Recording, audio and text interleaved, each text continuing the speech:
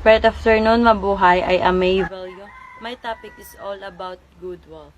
Kant argued that the only thing truly good without qualification is a goodwill, meaning moral worth depends on a person's intention, not the outcomes of their action. An action is right or wrong based on whether it is done from the goodwill. However, a common criticism of this idea is expressed in the saying, the road to hell is paved with good intention, questioning whether good intention alone are enough to make an action morally right. According kuno kay Kant, this action has moral worth because it is done out of goodwill. The student's intention is pure and guided by a sense of duty to do what's right, not by personal gain. What matters is the intention behind the action, not the result.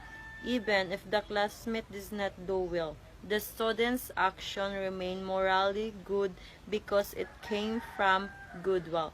For example, the students help a classmate with their homework, not to gain praise or reward, but simplify because they genuinely wants to help. Good evening, I am Jeremy Joshua and my topic is about the categorical imperative. The categorical imperative, developed by philosopher Immanuel Kant, is a way to figure out if an action is morally right or wrong. Think of it as a universal test for your action. Here's the basic idea. It's like a moral command, like it tells us what we must do and what no matter what we want, tapos whatever the consequences of our action is. Universalizability. Before we act, ask ourselves, could I want everyone else in the world to do exactly what I'm about to do? If the answer is no, then it's probably not the right thing to do.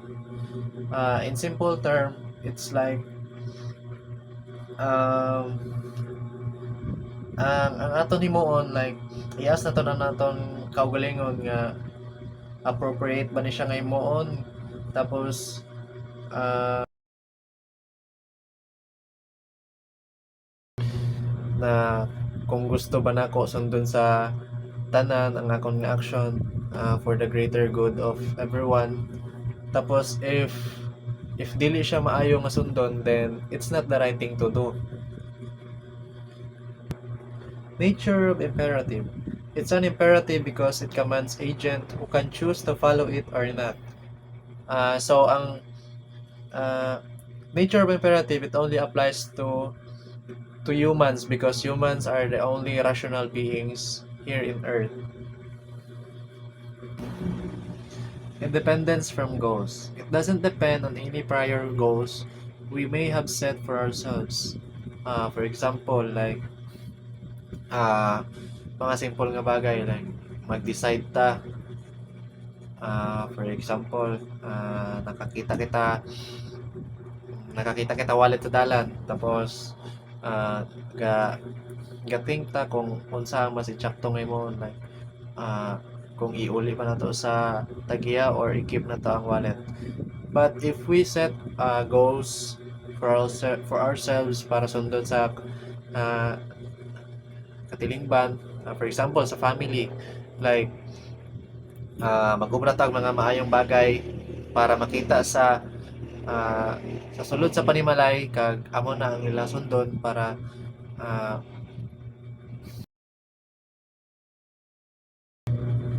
para sa kamaayuhan. Versions. Kant has two versions of the categorical imperative. First version, I ought never to act except in such a way that I could also will that my maxim should. Universal law.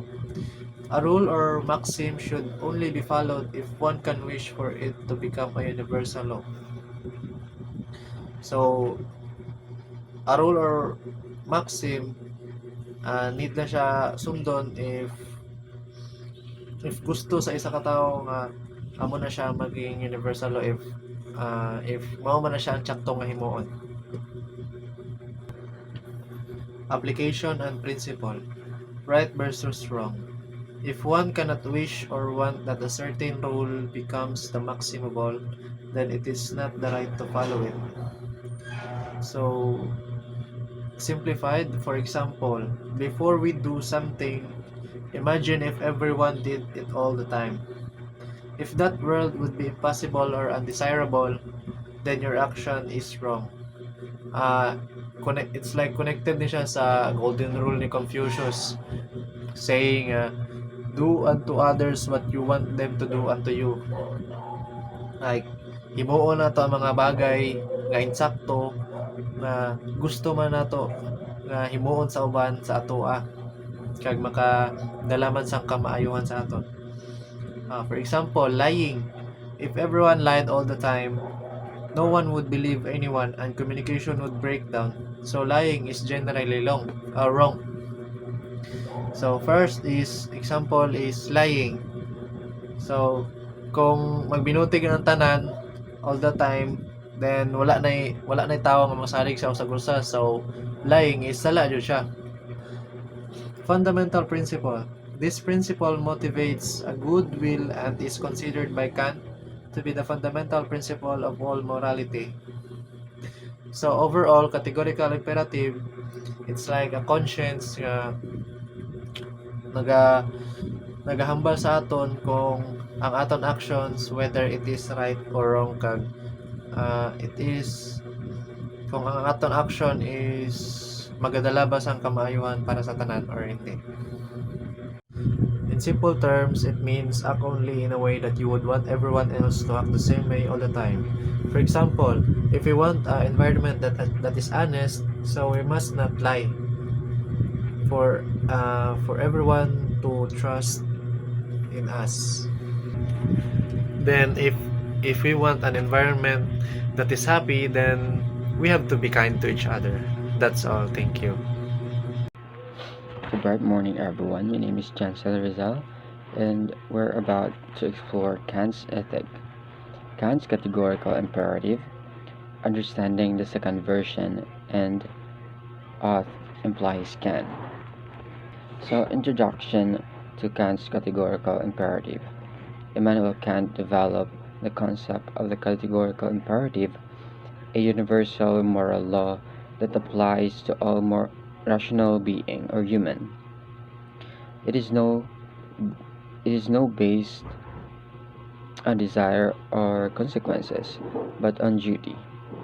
So two important ideas under these are the second version, the formula of humanity, and the principle of implies can. The categorical imperative. The first version, the categorical imperative, tells us what we must do regardless of our wishes. It is act only according to what maxim whereby you can at the same time will that should become a universal law. It focuses on universal moral rules and rational consistency.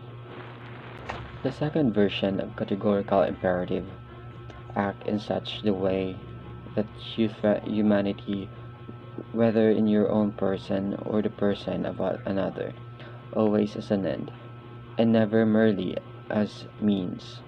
Meaning, every human being has intrinsic worth or dignity. We must respect others as rational agents, not use them for personal gain. For example, in wrong way, lying to a friend to get what you want, uses them as a mean. In a right way, being honest and respecting others' freedom to decide, threatening them as an end. You can apply this in business to avoid exploitation and in relationship to avoid manipulation. Understanding the principle of ought implies can. Ought implies can, defining moral obligation and ability.